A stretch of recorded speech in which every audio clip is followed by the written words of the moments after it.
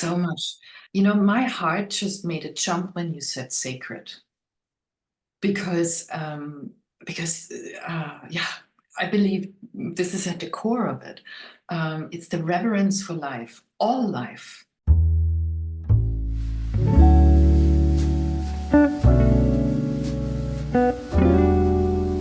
Today, I present to you a conversation that moved me deeply. My conversation partner today is Nadja Muller. She's a dear friend of mine and colleague. She's a coach who also started from the world of engineering, but her engineering was geology. She knows everything about the earth, and that her beginnings brought her to sustainability, ecology. And from there, she moved into coaching.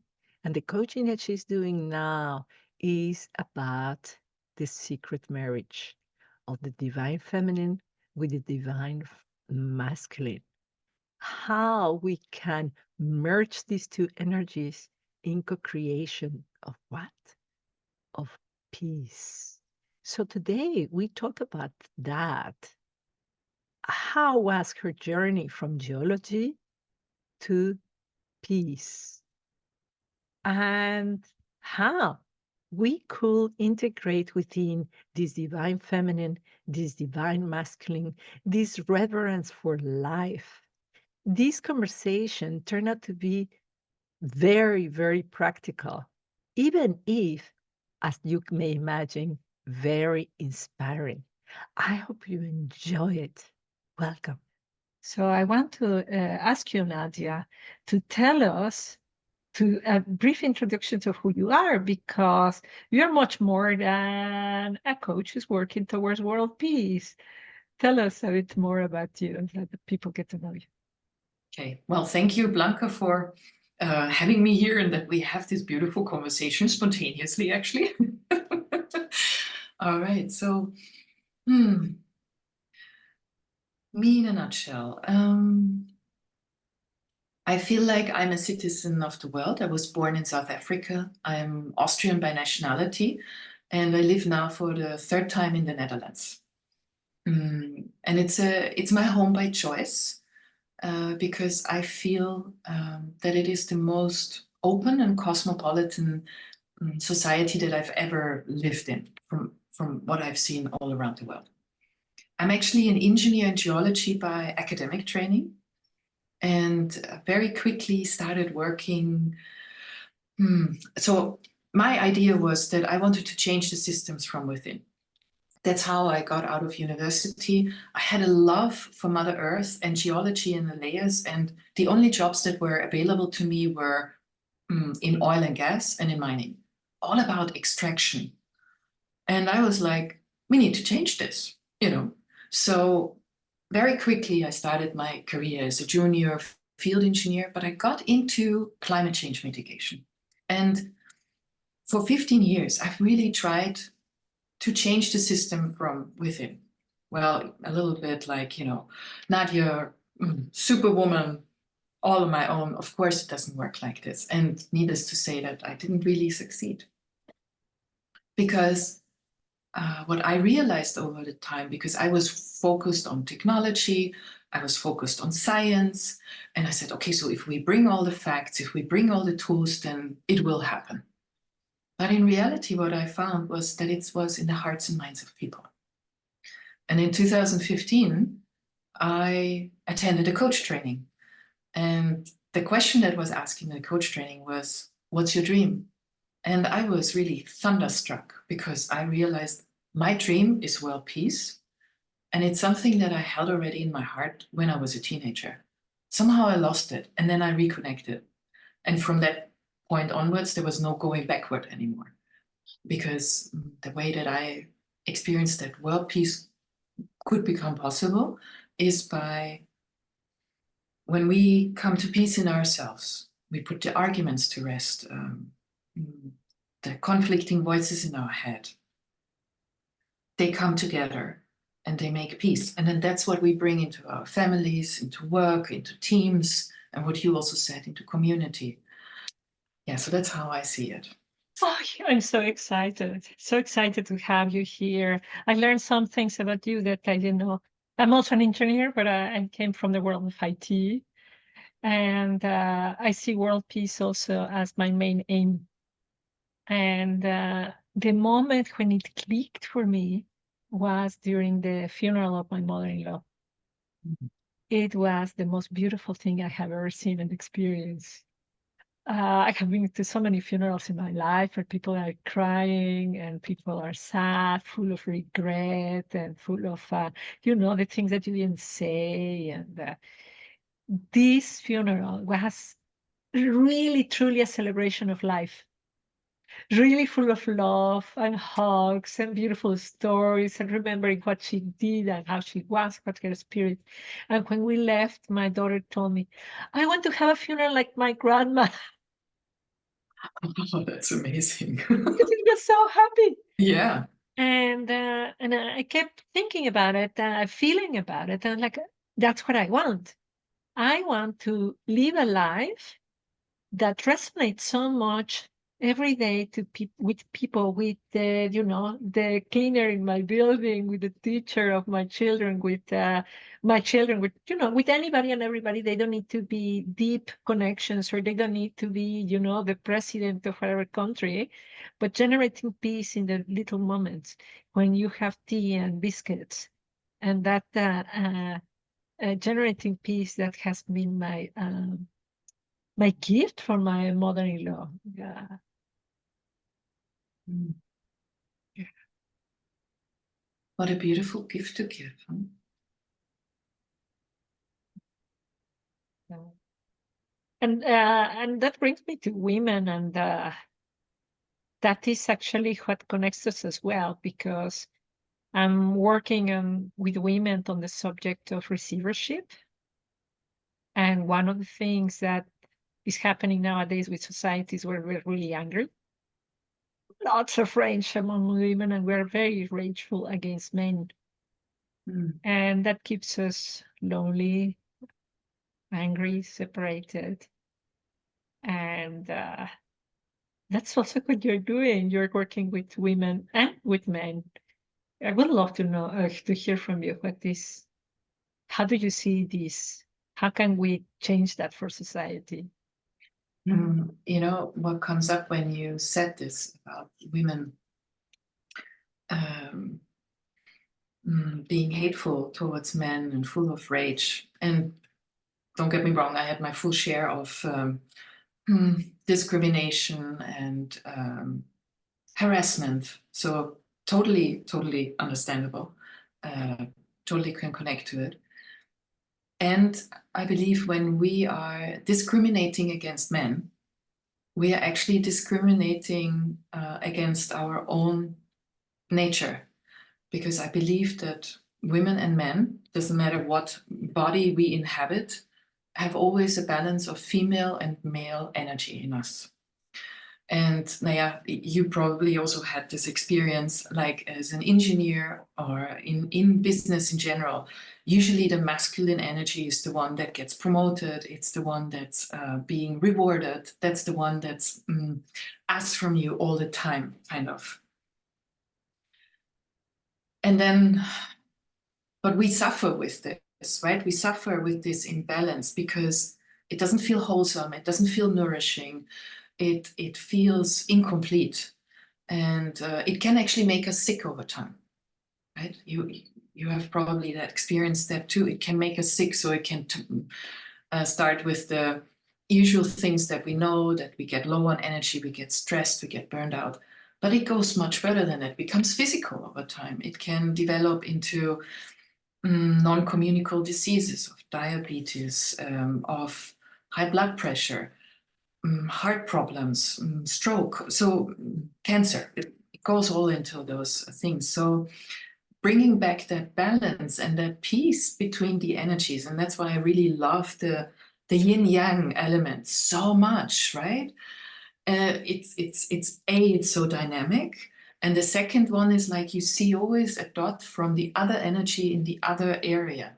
And that to me, just talking about it gives me goosebumps, When we come into this, I feel like that is a blueprint for the future, because when we restore this kind of balance, we restore also the balance with the planet and with all, you know, all people, non-human people on this earth. Yeah, yeah, yeah. That I was raised with the belief very close to the Easter belief that everything is alive,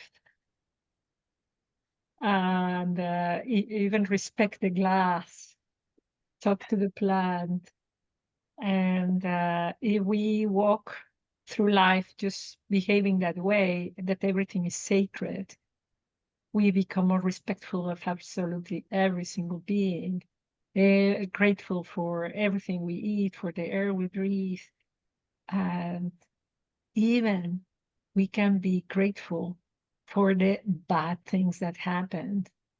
All the, I don't know, whenever we have suffered, or we suffer, and actually, I don't know where I heard it. I heard it last night. We should not forget that there is also inner discrimination, that to bring ourselves down, that we are our worst enemy many times.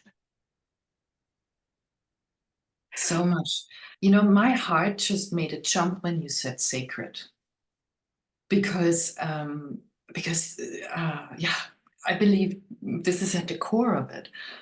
It's the reverence for life, all life, and that includes everything and everyone, including us. So the discrimination piece, but also what you just said. It includes minerals. It includes rocks. So you see your daughter living. I totally. Oh, so sweet. Yeah. Where is the And limit? I study biology now with my son because he's in high school, and they have this lovely definition of the things that are alive and the things that are not alive. And I just tell him, well, remember that that's not true. So in order not to lie for a school, you write according to science, this and that. But you know that everything is alive. There is no limit. And even, because a big part of our cosmology is the Aztec cosmology, that even when you are dead, you are not dead. You're walking, you're moving to a place, we call it the Mictlan, where the souls live. So they live there. So you can talk to, there is no ghost or anxiety about them. You can talk to your grandma, you can talk to your great grandma, and just bring them when you need them, when you feel unlovable, or when you feel weak, when you feel sinful, or when you feel discriminated or abandoned, and they are there with you. So, oh my God, again, Blanca, it's just amazing. I feel so incredibly resonant with what you're saying. And I have something that I would love to add to this, what you just brought up. But I also want to come back to the sacred piece, because I believe what you just said was about that everything is sacred. Also our shit, quote unquote, right? And the shit is the shit that we experience in our psyche, but it's also contaminated sites in the world, you know. It could be garbage dumps. It could be heavily polluted sites. All of it is sacred, actually. And I have been part of a group of people set up from the Lucille Holistic Vision Training. And the group that I'm in is the Sacred Sites and Architecture group. And the concept that we brought up was actually, it's called Love That Sacred Shift. And then F is in brackets, so it's Love That Sacred Shit. And it's about that everything is sacred, our bodies, our homes, and the world. And then embracing it and making everything sacred again, activating also ancient sacred sites. That's one thing. But also our home is sacred, and our body is sacred, and the body of Mother Earth is sacred. And so if you deal with that in reference, and, you know, yeah, anyway, I could talk a lot about this, but it's Beautiful. something Oh, that beautiful. I totally resonate with that, because the moment we see the darkness with the love of the sacred, it is transmuted. Almost in every ancestral cosmology, there was the two sons, the twins, and it was always the black one and the white one, the so-called good and the bad, and the creator or the builder and the destroyer, the one of the day, the one of the night. And we have been just adoring this idea that we can just live in the light, and all this darkness, we should repress it. We should not invite it to the party. We should not talk about it. And in the darkness, in the shit, is where the um, three dimension comes, when the our wealth to become real humans comes, when we need to kill, and I'm talking kill the parts of ourselves, the parts of our psyche that are uh, making us smaller, are separating us, are not allowing us to grow in the love, keep us in a kind of Disneyland. You know, when a fetus dies, a baby is born. So if the seed wants to stay seed forever, there will never be trees. So that's what I talk about death. Is the cycle of life, and we cannot stay just in one part.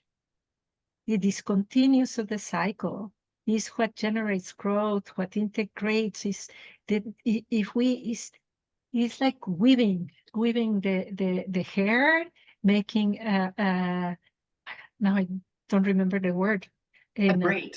A braid, braid. braid your hair.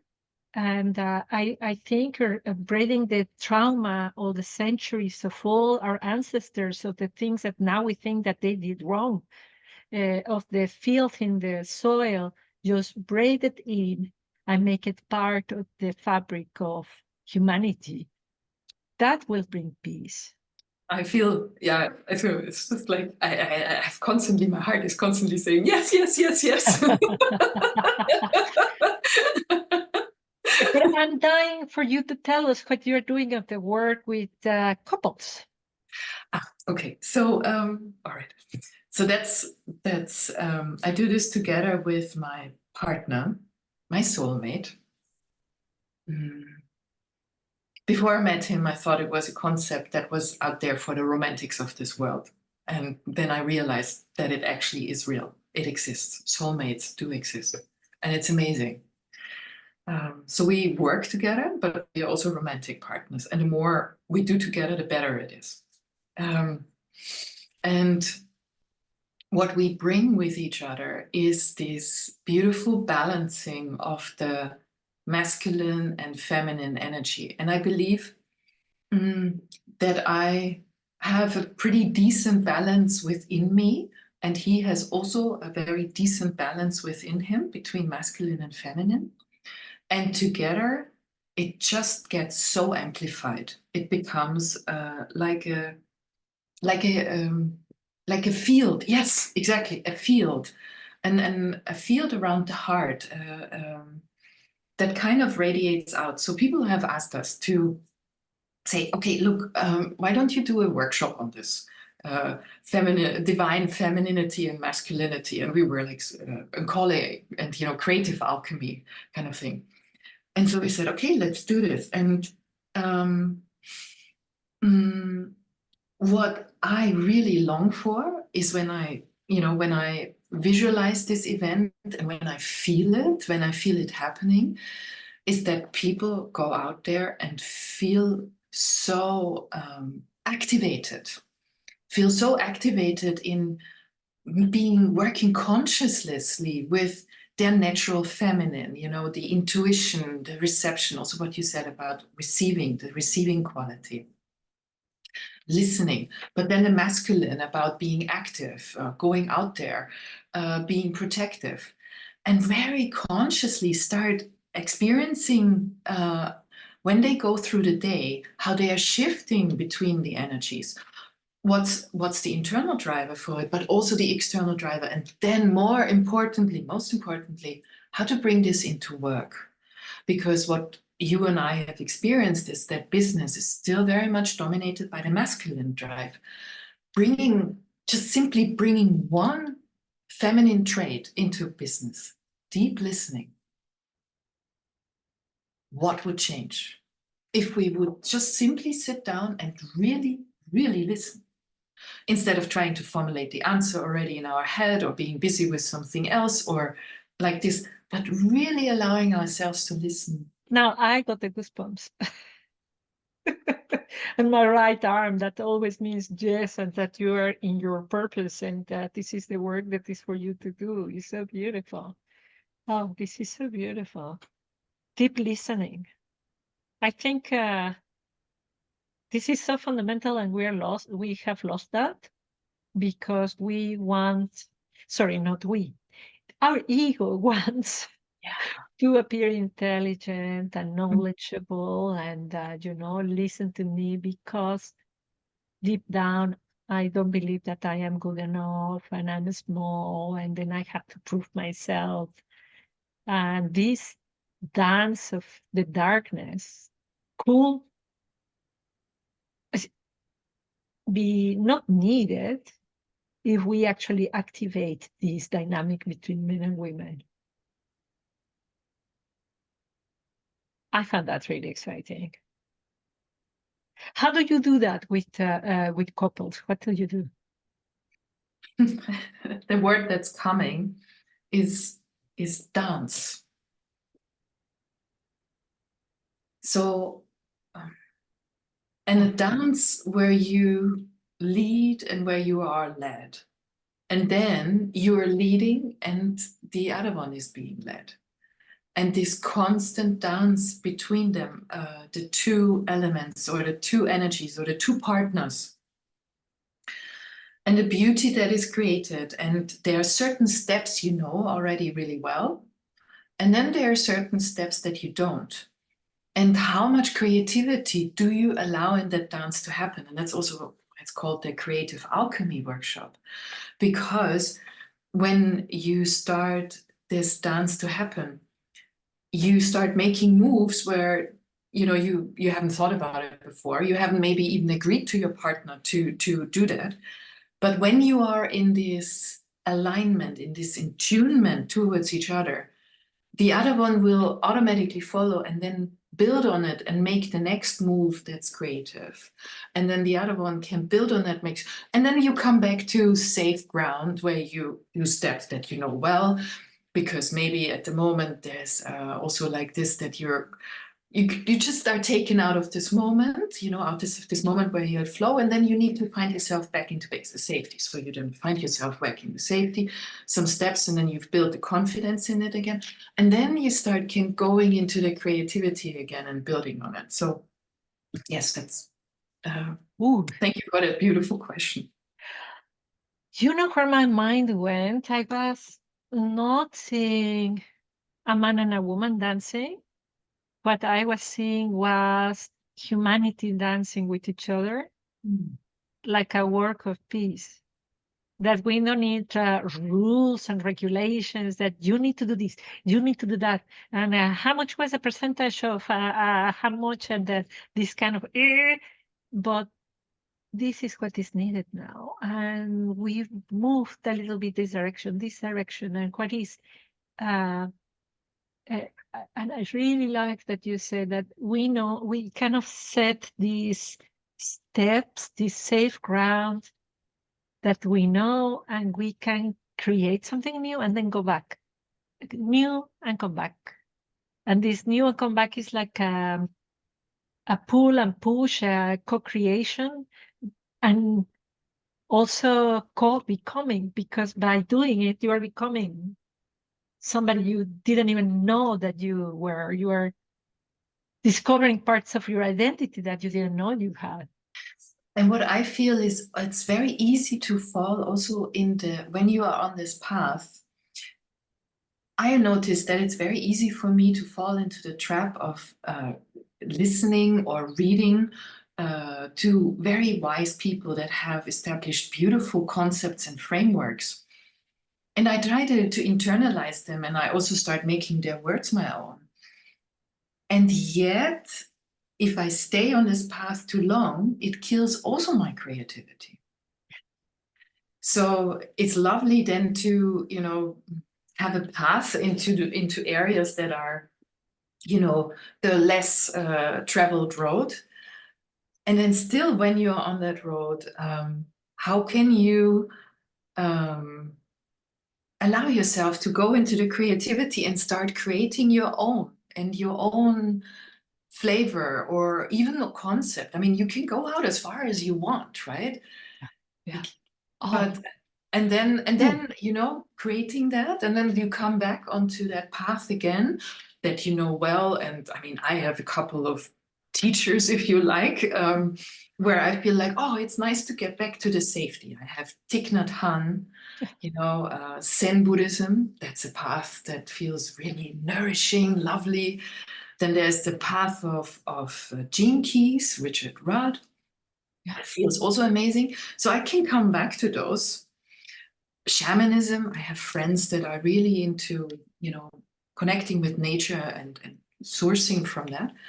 And then again, the like, okay, so where do I create and how do I allow myself to dance off that path?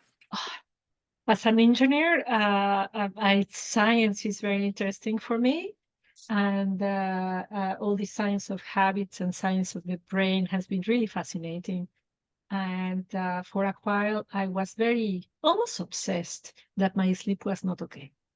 I do all this Good, yes. work for everybody, and I tell them all these things, and I have studied all these journals about how sleep should be the best possible way, and I was not doing it. And then journaling about it, I discovered, well, no, this is how it should be, but should it be? Why don't I do it in a way that is good for me? What is good for me that precise night? And last night it was like that. Lights went off, husband was snoring, children were snoring, and I was wide awake. So the possibility will be like many other women, take the mobile phone and start watching things. And I said, no, I'm not going to do this. I'm not going to continue making the association in my brain that I can use the mobile phone. I stood up, I took a notebook, and I started writing ideas. I think I have my next book written there. It's just like it came frameworks, it came words, it came. I absolutely did not use any computer. I was just using pen and paper. And my learning is to allow ourselves to do the things that are against what science says. So science says that I should be sleeping. Or that are unpopular because it's very popular to do social media. Don't do it. Follow your own wisdom. Even if it is crazy to wake up at, I don't know, 3 o'clock in the morning to write. I'm with you. I do that all the time, actually. Night sisters. Yeah. Yeah. Yeah. I think it's very important to take this concept of dancing like absolutely everywhere, everywhere. To the kitchen, to the boardroom, to the with, of course, with the safety. I mean, if you are going to dance with your car, see that you follow traffic rules.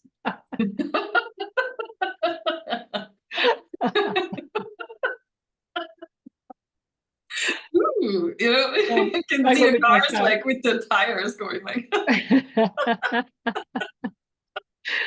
I can see us creating beautiful things. Oh, how beautiful. Um, yeah. How are we going to close this, Nadja? I have no idea. Would you like to do a call of, is there a certain call to action that you usually do, or shall I do one? Or So then I would like to close the call with I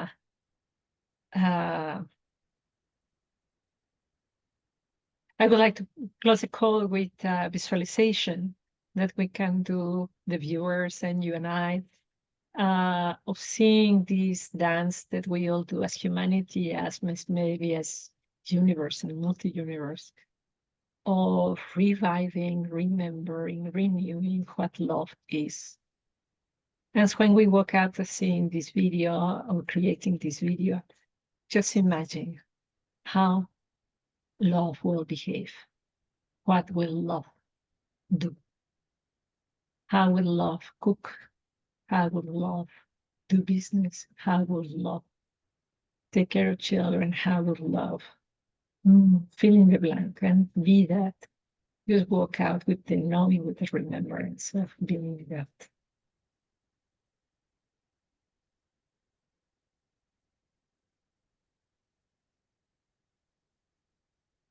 If you like this video, please like it. Let us know in the comments if you like it. I put all the data of Nadja to follow her, to go to all the workshops that she's doing. She's doing fantastic work. Her company is called Hard Work. And in Dutch sounds really good because she says, omdat het klopt. My loose translation is because it pumps, but it also means because it makes sense. So follow her.